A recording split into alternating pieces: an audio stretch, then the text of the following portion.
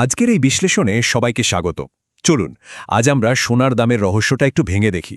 মানে কিভাবে বিশ্ববাজারের একটা সাধারণ সংখ্যা আমাদের দেশের গয়নার দোকানের ওই ছোট্ট প্রাইস ট্যাগে এসে পৌঁছায়। সোনার দাম এই কথাটা শুনলে প্রথমে কি মনে হয়?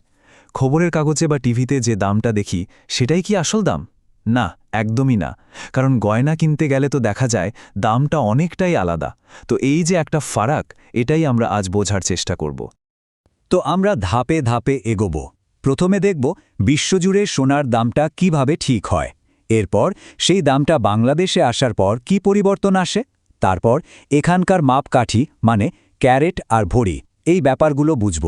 আর একদম শেষে দেখব একটা গয়নার দোকানে ফাইনাল প্রাইস ট্যাগটা কিভাবে তৈরি হয়। আচ্ছা, তাহলে শুরু করা যাক একেবারে গোড়া থেকে। ভাবুন তো, সোনা আসলে কোনো একটা দেশের জিনিস না, এটা একটা গ্লোবাল কমোডিটি। আর এই কারণেই এর দামটা কিন্তু স্থির থাকে না। সারা পৃথিবীতে সোনার চাহিদা কেমন, যোগান কেমন, বা ধরুন অর্থনৈতিক অবস্থা কীরকম, এই সব কিছুর উপর ভিত্তি করে দামটা কিন্তু সেকেন্ডে সেকেন্ডে বদলায়।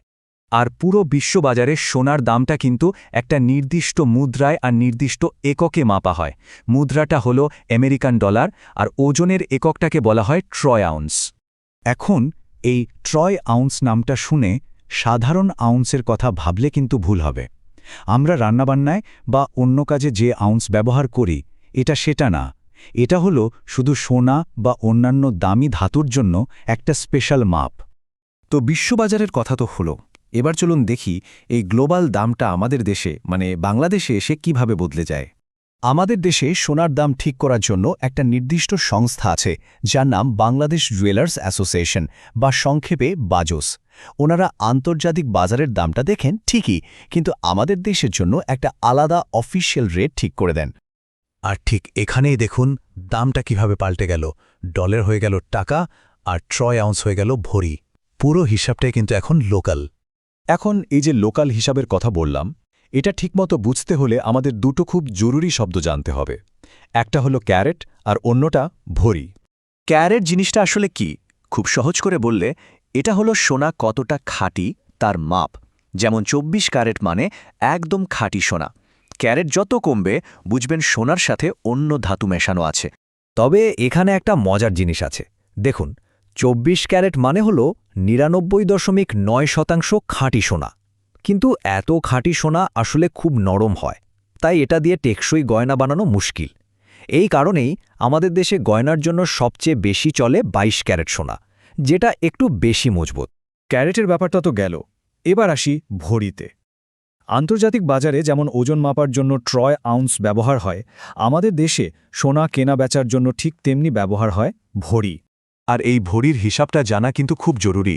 এক ভরি মানে হল 11.664 গ্রাম। এই কনভার্সনটা মাথায় রাখলেই দামের হিসাবটা অনেক সহজ হয়ে যায়। এই চার্টটা দেখলেই ব্যাপারটা আরও পরিষ্কার হয়ে যাবে।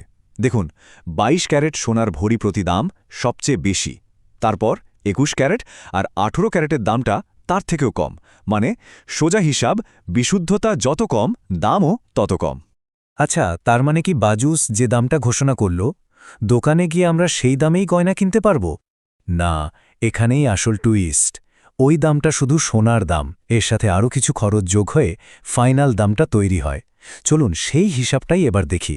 ফাইনাল দামটা বের করার জন্য কয়েকটা ধাপ আছে। প্রথমে তো থাকলো বাজুসের ঠিক করে দেয়া সোনার দাম, এর সাথে যোগ হবে মেকিং চার্জ বা মজুরি মানে গয়নাটা বানানোর খরচ, আর সবশেষে যোগ হবে সরকারি ট্যাক্স বা ভ্যাট। এই যে অতিরিক্ত খরচগুলো, এগুলো কেন? মেকিং চার্জটা হলো কারিগরের পারিশ্রমিক, যিনি ডিজাইন করে গয়নাটা বানান, আর ভ্যাট তো সরকারের ট্যাক্স। এই দুটো জিনিস যোগ হওয়ার পরেই কিন্তু কাঁচা সোনার দামটা একটা কমপ্লিট গয়নার দামে পরিণত হয়। তো পুরো ব্যাপারটা তাহলে কি দাঁড়ালো? চলুন শুরু থেকে শেষ পর্যন্ত এই যে দামের রূপান্তরটা আমরা দেখলাম সেটা একবারে এক নজরে দেখে নিই। দেখুন, আমরা শুরু করেছিলাম একটা গ্লোবাল প্রাইস দিয়ে, যেটা ছিল ডলারে আর ট্রয় আউন্সে, আর সেটা বাংলাদেশে এসে হয়ে গেল টাকায় আর ভরিতে। শুধু তাই না, এর সাথে যোগ হলো বিশুদ্ধতার হিসাব, বানানোর মজুরি আর ট্যাক্স। মানে একটা আন্তর্জাতিক সংখ্যা পুরোপুরি একটা স্থানীয় বাস্তবতায় বদলে গেল। প্রবাসী দিগন্তের এই কথাটা কিন্তু পুরো বিষয়টাকে এক লাইনে বলে দেয়। ক্রেতাদের সোনার গয়না কেনার সময় নির্ধারিত মূল্যের চেয়ে বেশি অর্থ প্রদান করতে হয়। এর মানে হল সোনার যে দামটা আমরা শুনি সেটা কেবল গল্পের শুরু। শেষ পর্যন্ত একটা প্রশ্ন কিন্তু থেকেই যায়, তাই না? যখন একটা আন্তর্জাতিক সংখ্যা স্থানীয় সংস্কৃতি আর নিয়মের ছাঁচে পড়ে এমনভাবে বদলে যায়, তখন আমরা আসলে কি কিনি? শুধু একটা ধাতু, নাকি এর সাথে জড়িয়ে থাকা একটা ঐতিহ্য?